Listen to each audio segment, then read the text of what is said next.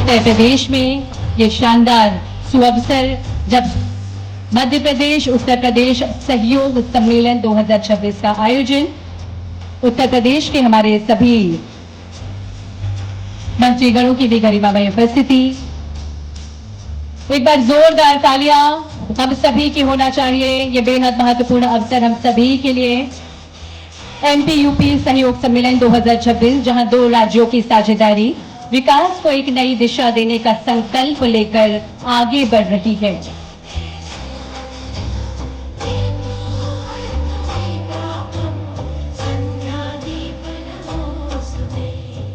बहुत बहुत धन्यवाद सम्मानीय मंच। अतिथि सत्कार हमारी परंपरा है, हमारी परिपाटी है और अब उसी परंपरा और परिपाटी का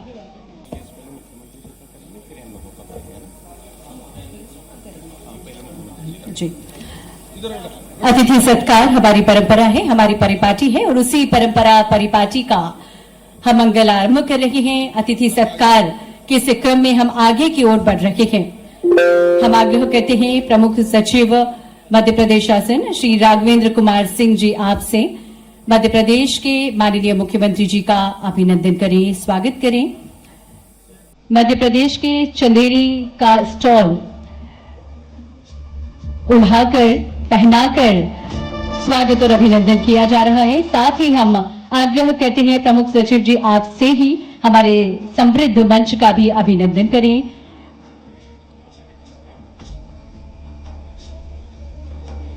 माननीय मंत्री सूक्ष्म लघु एवं मध्यम उद्यम उत्तर प्रदेश सरकार श्री राकेश सचान जी का अभिनंदन। मुख्यमंत्री मध्य प्रदेश शासन का अभिनंदन एवं स्वागत किया जा रहा है और इसी क्रम में हम आग्रह करते हैं प्रमुख सचिव जी आपसे ही हमारे समृद्ध मंच का अभिनंदन करें, स्वागत करें। माननीय मंत्री औद्योगिक विकास निर्यात संवर्धन एनआरआई एवं निवेश संवर्धन उत्तर प्रदेश सरकार का अभिनंदन एवं स्वागत किया जा रहा है। इसी क्रम में माननीय मंत्री स्वतंत्र प्रभार श्री रविंद्र जायसवाल जी का अभिनंदन एवं स्वागत।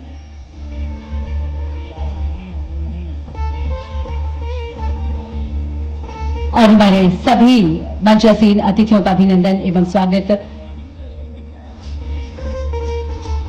श्री आशीष मिश्रा जी का अभिनंदन, स्वागत और समृद्ध मंच का अभिनंदन एवं हम स्वागत कर रखे गए। तालियां नीलेश मिश्रा जी का अभिनंदन स्वागत हम कर रहे हैं। तालियां हम सभी की लगातार बजती रहें। आपकी तालियां निश्चित ही आज के मौके को और महत्वपूर्ण और खास बना रही है।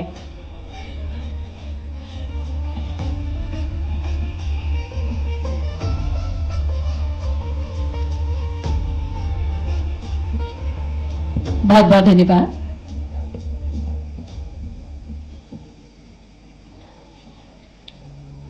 बेहद महत्वपूर्ण कार्यक्रम में हम सभी उपस्थित थे जब वाराणसी का ये एमपी यूपी सहयोग सम्मेलन 2026 का आयोजन निश्चित ही स्मृति के विपुल कोश में बहुत महत्वपूर्ण दिन रहेगा।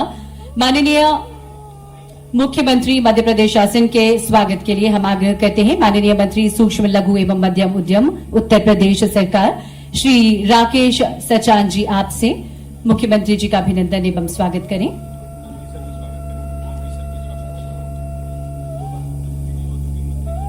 माननीय मंत्री औद्योगिक विकास निर्यात संवर्धन एनआरआई एवं निवेश संवर्धन उत्तर प्रदेश शासन श्री नंद गोपाल गुप्ता नंदी जी आपसे हमारा आग्रह मध्य प्रदेश के माननीय मुख्यमंत्री जी का अभिनंदन करें, स्वागत करें। 2026 का ये अद्भुत आयोजन और कितना अच्छा लगता है। ऐसे आयोजन में मेरे लिए हम सब तिरुपति बालाजी भी जाते हैं और तिरुपति बालाजी में लंबी लंबी लाइन लगती है। एक दृष्टांत ध्यान में आता है और उसकी विशेषता रहती है कि जब लंबी लाइन लगे तो बाकी समय पास करने के लिए लोग गोविंदा गोविंदा जैसे या महादेव के नारे लगाते हैं, ऐसे गोविंदा गोविंदा पति पत्नी लाइन में लगे हुए बहुत लंबी लाइन थी। तो लोग सोच रहे एक बार गोविंदा गोविंदा तो बोलते हैं लेकिन पति आगे लगा पत्नी कुछ पीछे लगी, वो कुछ और नारा बोल गई। थोड़ा अटपटा लगा लोगों को, क्या बोल रही। वो बोल रही आगे वाला बोले वही सही, आगे वाला बोले वही सही, आगे वाला बोले वही सही। लोगों ने ये नारा कौन सा है, लोगों ने धीरे से जाके पास वालों ने पूछा कि आपकी पत्नी ऐसा क्यों बोल रही, तो उन्होंने बड़ी विनम्रता से कहा कि नहीं वो सही बोल रही है, हम ग्रामीण परिवेश से आते हैं, पत्नी पति का नाम लेती, मेरा नाम गोविंद है तो वो मेरा नाम कैसे बोले, तो बोलते आगे वाला बोले वही सही, आगे वाला बोले वही सही, तो वो इसलिए वो नारा बोल रही है। लेकिन मुझे यहाँ लग रहा है कि आगे वालों ने इतनी अच्छी अच्छी बात बता दी, मैं भी बोल रहा हूँ आगे वाला बोले वही सही, आगे वाला बोले वही सही। सचान जी हो, नंदी जी हो, हमारे सारे पीएस हो, सारे अधिकारियों ने मेरा बहुत बड़ा काम हल्का कर दिया। कितना अच्छा लग रहा, जोरदार ताली बजा दो। इतना आनंद की नगरी में सारी बातें हमारे बीच। यशस्वी प्रधानमंत्री के इस कर्म क्षेत्र में और बनारस में तो बात ही अलग रहती। नवरस तो हमने सुने हैं, लेकिन बनारस तो परमात्मा की दया से किसने बनाया मालूम नहीं, लेकिन मजा सबको आता, ये पक्की बात। इसका आनंद हम सब महसूस करते। माँ गंगा का किनारा और जिस प्रकार से काशी विश्वनाथ मोक्ष की नगरी, और हम सब परमात्मा की दया से अपने अपने काम करते करते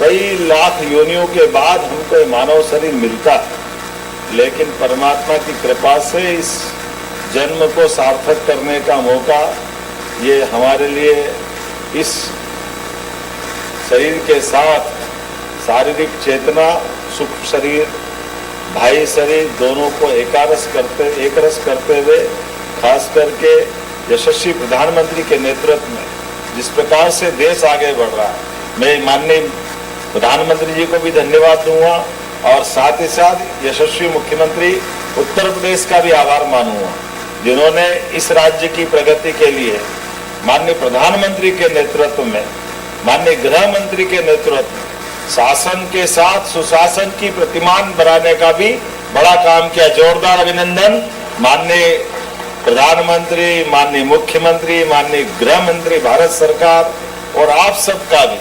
हम सबके लिए सौभाग्य की बात है जब मैं आपसे बात कर रहा हूं तो मंच पर हेवी इंडस्ट्री मंत्री माननीय नंद गोपाल गुप्ता जी, जोरदार अभिनंदन गुप्ता जी, और माननीय राकेश सचान जी का भी करें। दोनों मिनिस्टर सूर्य चंद्र की भांति अपने अपने विभाग की गरिमा के साथ बात भी रख रहे हैं और एहसास भी करा रहे हैं। और इसी अवसर पर हमारे लिए कथाकार माननीय मिश्रा जी, आपका भी अभिनंदन। सच में नीलेश मिश्रा जी ने हमारी कहानियों को सहजता के साथ प्राचीन वार्ता का वो जोर ला करके आपने हमारी अपनी, यहाँ तो अपनी परंपरा भी है ना, श्रुति स्मृति, तो हर परंपरा का स्वागत है। उस परंपरा के आप बहुत उज्जवल कीर्तिमान के नाते से हमारे मंच को शोभायमान कर रहे हैं। रजनीकांत जी, पद्मश्री, जीआई टैग का जमाना है, माल कितना भी अच्छा हो, अच्छा टैग नहीं मिले तो मजा ही नहीं आता। आज बड़ा मुश्किल जाता है। आजकल ये जो नया दौर का नया जमाना है, तो सोना है सोने की जगह, लेकिन वो 24 कैरेट का ठप्पा लग जाए तो बात ही अलग रहती है। जीआई टैग का आज के दौर में आपने मध्य प्रदेश के लिए भी काफी काम किया और यहाँ भी काम कर रहा है। मैं आपका भी स्वागत कर रहा हूँ।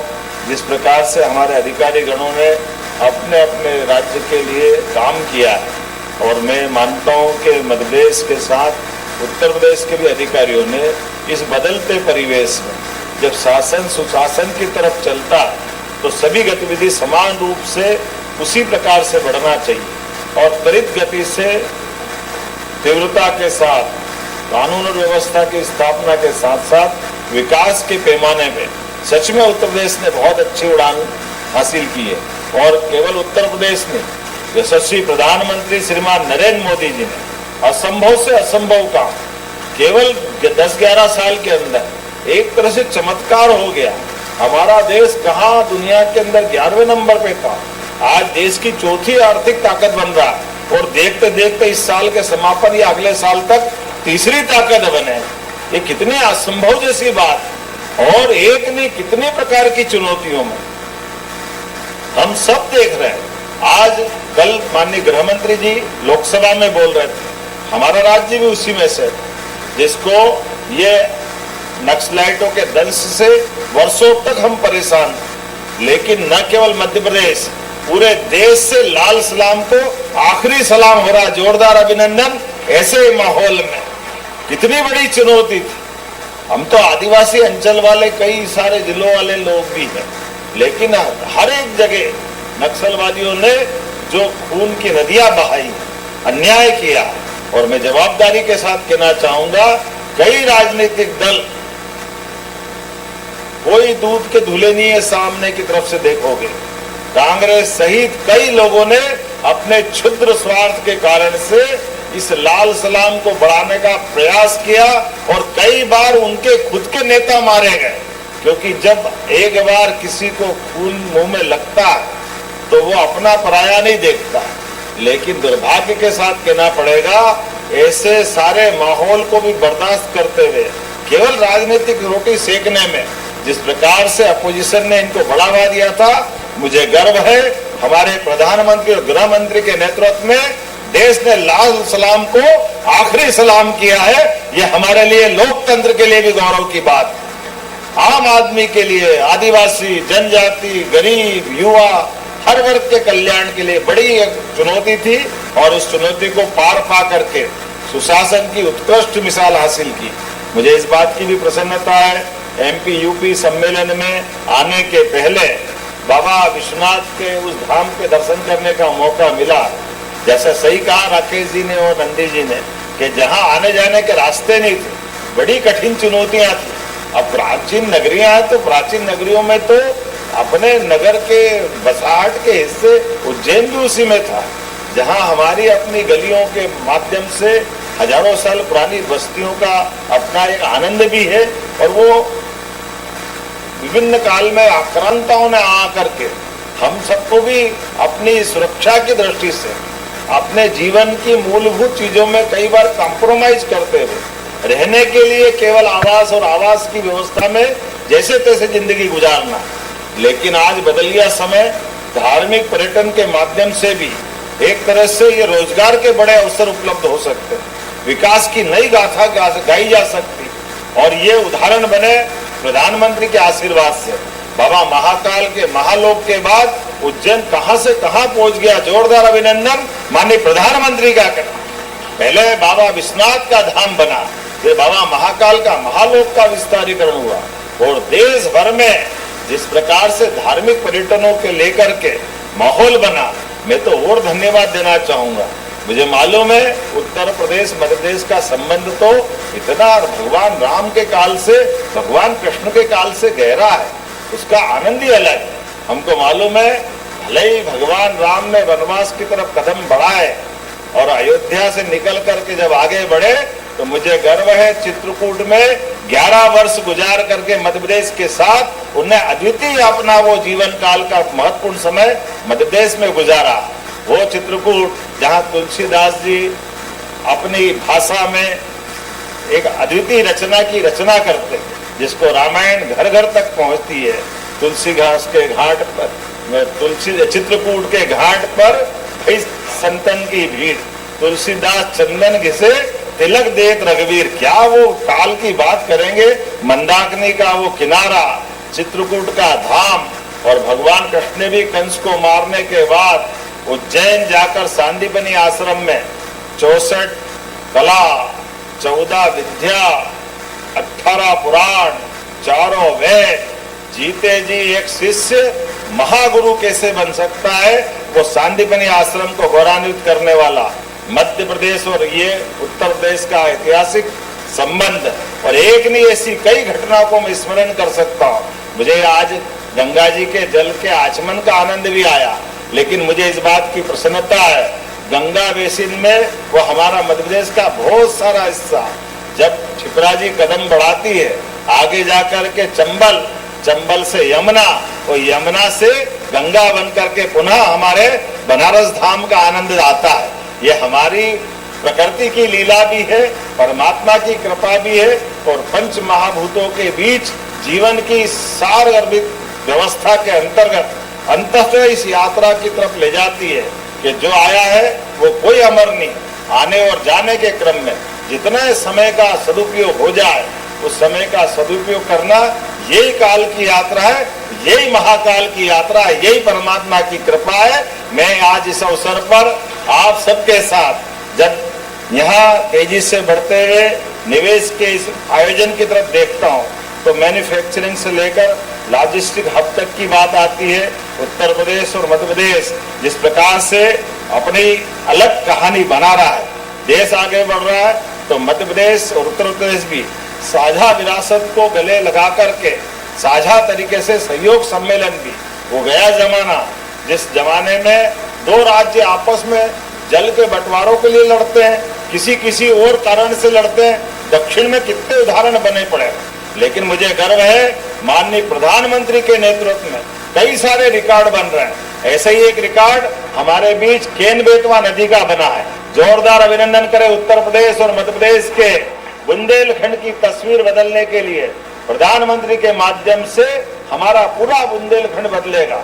वो कांग्रेस के लोगों ने ख्वाब तो बहुत दिखाए थे, लेकिन सपने सपने हो गए। लेकिन हकीकत बना करके जमीन पे उतारने के लिए माननीय प्रधानमंत्री के आशीर्वाद से 1 लाख करोड़ की योजना, जिसमें हमारा केवल 5% और 5% उत्तर प्रदेश का, 90% भारत सरकार देने वाली, ये राज्य की बेहतरी के लिए उद्योग धंधों को, किसानों को, पीने के लिए ग्रामीण और शहरी आबादी को सब प्रकार की जलराशि उपलब्ध कराई। और केवल ये नहीं, अब उत्तर प्रदेश के साथ तो हम एक सोलर परियोजना पे भी काम कर रहे हैं।